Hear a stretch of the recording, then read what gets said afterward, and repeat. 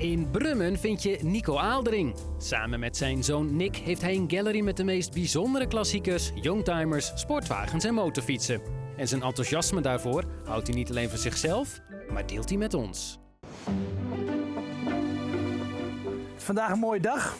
Het zonnetje schijnt een heel klein beetje. En we hebben een Sunshine auto vandaag. U ziet het. Een spierwitte 993. De laatste luchtgekoelde Porsche. Velen vinden dit de mooiste. Dat is misschien wat overdreven.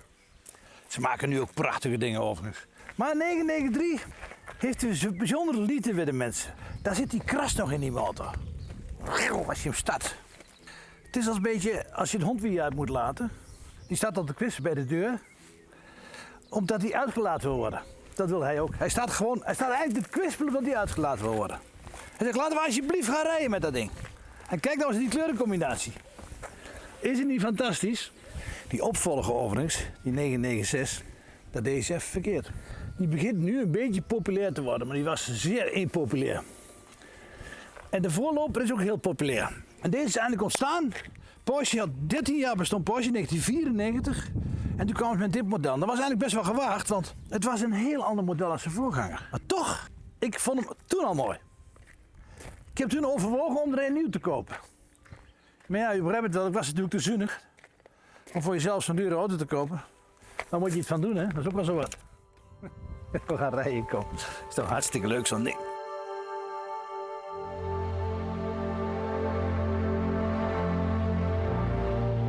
Het luchtgekoelde van Porsche is begonnen met bij de 356 en dat eindigde bij deze 993. En toen zijn ze op watergekoeld overgegaan. Maar de echte Porsche-fanaten die zeggen, ja, Porsche moet luchtgekoeld zijn, want dat lekkere geluid, die kras erin. Ja, dat begrijp ik ook. Als gewoon tegenwoordig met uitlaat natuurlijk heel veel doen. Maar dat echte Porsche-geluid, als je 's morgens start, dat die, ja, hoe moet ik dat nou uitleggen? Je start hem en dan word je gewoon blij. Ja, dan word je gewoon blij. Kijk, en het leuke is dat hij ook nog een beetje pk's heeft. Oh. Ah. Als je hier niet blij van wordt, dan weet ik het ook niet meer. Die zijn de laatste jaren wel wat duurder geworden, maar dat is ook helemaal niet zo erg. Weet je, mensen zeggen wel eens, ja, die auto's zijn maar te duur geworden. Ja, en dat is waar. Maar als je hem verkoopt, is je nog steeds duur, hè? Ja, toch?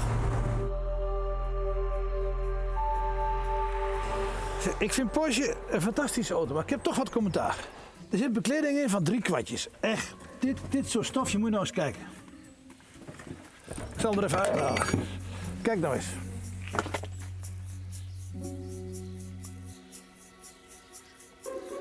Ik had er nou niet zo'n tapijtje af van zo'n auto. Ik heb dat nooit begrepen. Ik weet niet hoe het nu vandaag de dag is. Ik neem aan dat ze hun leven gebeterd hebben. Maar vanaf 1964 tot nu toe, dat weet ik heel zeker, zit die goedkope rotzooi erin. De kleine ergernis van de Porsche. Maar ik zal de klep maar gauw dicht doen, want volgens mij lijkt het nergens op.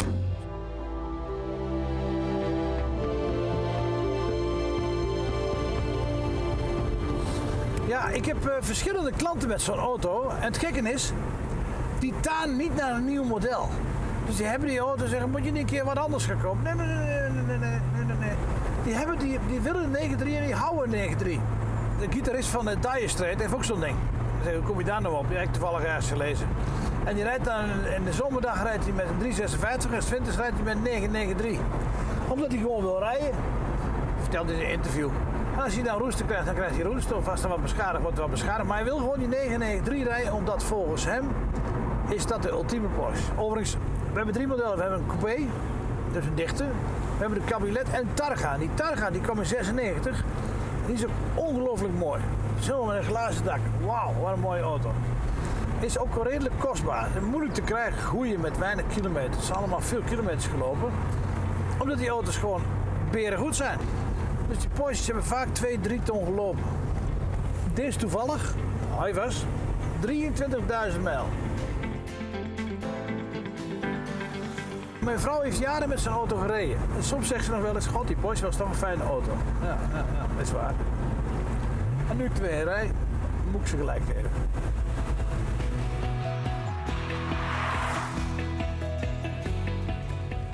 Ja, ik heb nog wat vergeten. Ik moet nog even de kap demonstreren.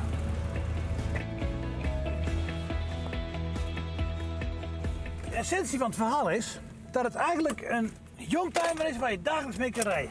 En dat maakt hem nou zo leuk. Mooi kapje erop.